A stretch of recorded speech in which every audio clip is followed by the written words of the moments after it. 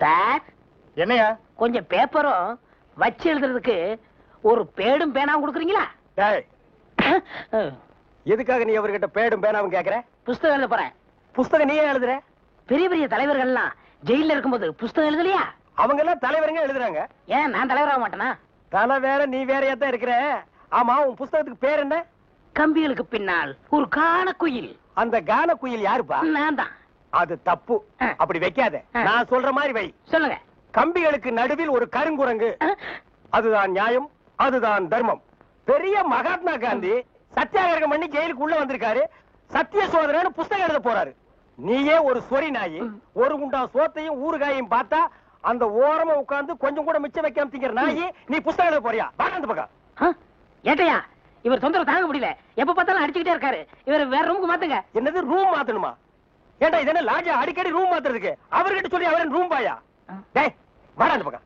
வீட்டுல பொண்டாட்டி தொல்லை, இங்க வந்தா உங்க தொல்லை, ஹெட் ஆபீஸ்ல அதிகாரிங்க தொல்லை, இப்படி ஏன் ஆளாளுக்கு தொல்லை பண்றீங்க? ஏற்கனவே நான் நொந்து போறேன் ஐயா. சரி சரி தம்பி, எல்லாம் இவனால வர்றதுப்பா. இவன் வெளியில இருந்தாலும் நமக்கு தொல்லை கொடுத்துட்டே இருக்கான், உள்ள வந்தாலும் தொல்லை கொடுக்குறான். இவன் ஒரு பெரிய மேதாவி மாதிரி, இவனால எப்பவுமே பிரச்சனை தான். இங்க பாரு, நீ ஒரு பாட்டு பாடுப்பா. தங்கராசு, உன் பாட்டுல எங்க நிலைமைய அப்படியே புட்டு புட்டு வச்சிட்டியே. இத மேல இடத்துல சொல்ல எங்களுக்கு நாதியே இல்லையே. எங்களுக்கு தான் இல்ல, எங்க பிரச்சனைகளை சொல்லி அமைச்சர்ட்ட மனு கொடுக்காம இருந்தா நீங்க என்னடா அதுக்குள்ள பிடிச்சு உள்ள தள்ளிட்டீங்க. நீங்க எல்லாம் அமைச்சருக்கு கருப்பு கொடி காட்ட போறதால சொன்னாங்க. நாங்க எங்க கருப்பு கொடி காட்டுறது? இவனை தான் தூக்கி காட்டணும். நீங்க மட்டும் ரொம்ப சகப்பா. சுமாரா நாங்க சொல்லலாம்னு தான் இருந்தோம். எங்களை புடிச்சு உள்ள வச்சிட்டீங்களே. எங்களை வெளியே திறந்து விடுங்க, உங்க பிரச்சனையை சேர்த்து நாங்க சொல்றோம். அப்படியா? கருப்பு கொடி காட்ட மாட்டோம்னு எழுதி கொடுத்துட்டு தாராளமா வெளியே போங்க. அண்ணே, இவர் தானே போலீஸ்? இல்லடா, இதாண்டா போலீஸ். அப்ப நம்ம ரெண்டு பேரும் கைதி அண்ணே. டேய் சும்மாரா, எழுதி தரேன், தொடங்க சார். சீக்கிரமா வேலையை பாருங்கடா. ஏயா ஏனா உங்களுக்கு இந்த பக்கம் வழி இல்ல, அந்த பக்கம் வேலை எல்லாரும் இந்த பக்கம் தான் செய்யறாங்க. நாங்க மட்டும் அந்த பக்கம் என்னைய வேலை செய்யறோம்? வேலையா? இங்க என்னடா உனக்கு வேலை? ஜெயிலுக்கு போயிட்டு வந்தவங்களுக்கு எல்லாம் இங்க வேலை கிடையாது. போப்பா. ஐயா இருங்க இருங்க. டேய், நம்ம ஜெயிலுக்கு போயிட்டு வந்தோமே அது சொல்றாரா? ஐயா நீங்க தப்பா எடுத்துக்க கூடாது. கச்சேரி வாசிக்கிறதுக்கு கூப்பிட்டாங்க, போனா புடிச்சு போட்டாங்க. என்ன பண்றது? மூஞ்சி பாருங்க. சங்கீதத்துக்கு இவருக்கு ஏதாவது சம்பந்தம் இருக்கா? அடுப்போது கூட தெரியாது, ஆனா தபேலா வாசிக்கிறானே. சும்மா இருங்க, நானாவது தபேலா வாசிச்சேன், இவர் ஹார்மோனியம் வாசிச்சாரு. நல்லா இல்ல, குடிச்சிட்டு போயிட்டாங்க. ஏண்டா நாயே, நான் ஒன்ன சொல்ல பதிலுக்கு நீ என்ன சொல்லணுமா? நீ சொல்லலாமா? நான் ஒன்ன என்ன வேண்டா? ஐயா ஐயா ஐயா, இந்த நாயால உங்க அருமை தெரியாம உங்களை சப்பு சப்புன்னு அப்பிட்டையா. அதெல்லாம் தெரியுண்டா, அவ்வளவு போங்கடா. ஐயா, ஏதோ பண்ணி கூட சேர்ந்த கண்ணு மாதிரி நாங்க ஜெயிலுக்கு போனோம், ஒரே நாள்ல திரும்பி வந்தோம். இப்ப எங்களுக்கு வேலை. ஜெயிலுக்கு போனவங்களுக்கு எல்லாம் இங்க வேலை கிடையாது, போங்கடா. இருங்க, அப்போ ஜெயிலுக்கு போனவங்க எல்லாம் திருந்தவே மாட்டாங்கன்னு முடிவு பண்ணிட்டீங்களா? ஆமா. அப்ப எங்களுக்கு வேலை தர முடியாது. எட்ற கையா, எட்ற நாய. இவெல்லாம் ஒரு பெரிய மனுஷன், இவனுக்கு ஒரு வெள்ளை வேட்டி, வெள்ளை சட்டை, வெள்ளை தலை வேற.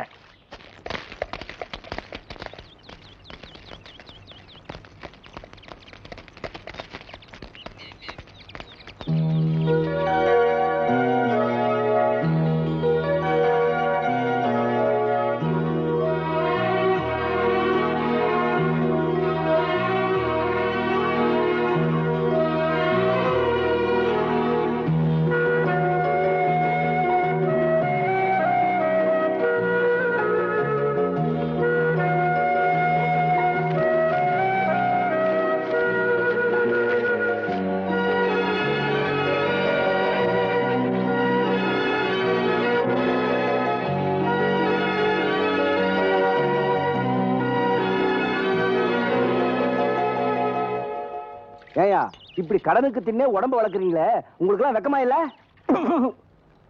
ஆமாண்டா, இந்த ஊர்லயே இவர்தான் பெரிய 5 ஸ்டார் ஹோட்டல் கட்டி வச்சிருக்காரு. இதுல நாங்க கடனுக்கு சாப்பிட்டு தான் உடம்ப வளர்த்துட்டோம். சாப்பிட்டது போண்டாட்டி. என்ன சொன்ன? அது ஊசி போனது. ஊசி போன போண்டாவா? அந்த ஊசி போன போண்டாவை தின்னே இந்த நாய் பண்ணி மாதிரி உடம்ப வளர்த்து வச்சிருக்குது. நான் மட்டும் சாப்பிட்டேன். ஏன் நீங்க சாப்பிடல? என்ன சொன்ன? ஐயோ, நீ போலீஸ். ஒளியாம் பாரு, அந்த பெருச்சாய் மண்டையில சுடுதண்ணி புடிச்சு ஊத்தியா. அப்ப நான் வரட்டுமா தம்பி? வாங்க. ஊருக்கு போய்கிட்டு இருக்கேன் தம்பி. ஏங்க? உங்களை அன்னைக்கு ஜெயில இருந்து விடுவிச்சேன் இல்லையா, அதுக்கு பனிஷ்மெண்ட கொடுத்து என்ன தண்ணி இல்லாத காட்டுக்கு மாத்திட்டாங்க ஐயா. ஐயோ, அதுக்கு நீங்க ஏன் வருத்தப்படுறீங்க? நான் ரொம்ப சந்தோஷப்படுறேன் ஐயா. எதுக்குங்க? என் சொந்த ஊரு அந்த தண்ணி இல்லாத காடு தான். போங்களேன், இங்க பாருங்க. உன் தலைய பார்க்கும் போதே நினைச்சேன் உங்க ஊர் தண்ணி இல்லாத காடா தான் இருக்கும்னு.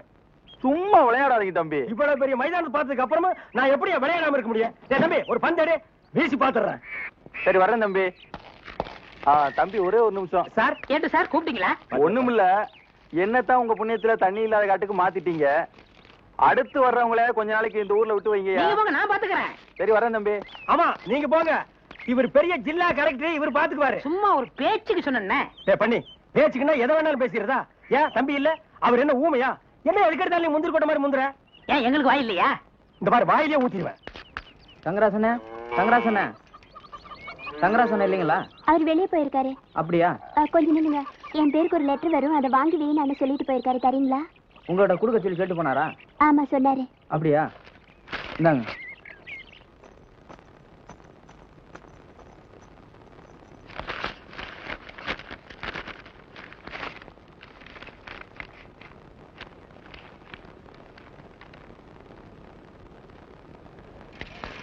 தம்பி லெட்டர் வந்திருக்கா?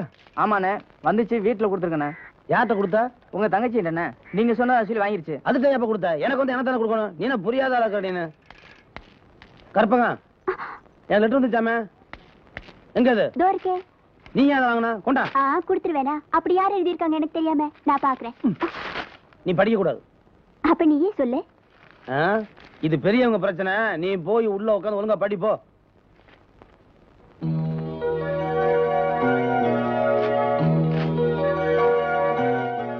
அன்பே, என் கோபமா? நான் தங்களை ஏமாற்றுவதாக நினைக்க வேண்டாம். நான் செவ்வாய் என்று கோவிலுக்கு வந்திருந்தேன். ஆனால் எதிர்பாராத விதமாக நிறைய பேர் சிகப்பு உடை அணிந்து வந்திருந்ததால் தங்களால் என்னை அடையாளம் கண்டுகொள்ள முடியவில்லை. ஏன் நீயாவது வந்து பேசியிருக்கலாமே என்று தாங்கள் கோபப்படுவது எனக்கு தெரிகிறது. தங்கள் தங்கை உடன் இருக்கும் பொழுது நான் எப்படி என்னை வந்து அறிமுகப்படுத்திக் கொள்ள முடியும்? எனவே நாளை மாலை நமது ஊர் ஆற்றங்கரை மதகருகே தங்களை நிச்சயம் சந்திக்கிறேன். இப்படிக்கு அன்புடன் காமாட்சி. இப்ப எங்கடா என்ன கூட்டிட்டு போற? இன்னைக்கு ஏகப்பட்ட வருமானம் வரப்போகுது. எல்லாம் நம்ம தொழில் விஷயமா தான் கூட்டி போறேன். சரி பொட்டியும் கைமா என்ன எங்க இப்ப கூட்டி போற? நம்ம கறிக்கடை பாய்த்தா. ஏன் அந்த பாய் சங்கீதத்துக்கு நம்ம வீட்டுக்கு வர மாட்டாரா? அவருக்கு வர நேரம் இல்லையா? நம்ம போய் அங்க வாய்ச்சி கொடுத்தோம்னா அவரும் கறியை வித்த மாதிரியா இருக்கும், நம்மளும் சொல்லி கொடுத்த மாதிரியா இருக்கும். நான் வரமாட்டா, நான் ஒரு சங்கீத வித்துவான். கறிக்கடைக்கெல்லாம் சொல்லி கொடுக்க மாட்டேன். அவர்கிட்ட நம்ம பணம் வாங்கியிருக்கோம், சொல்லி கொடுக்கல. அவர் அருவாளோட இங்க வந்துருவாரு. எவ்வளவு வாங்கியிருக்க? 500 ரூபா. என்ன ரேஞ்சில பாடின வாய் இது? இந்த வாயை 500 ரூபாய் கறிக்கடைக்காரர்கிட்ட கொண்டு போய் அடகு வச்சுடா. புரியுதுல? வாங்க.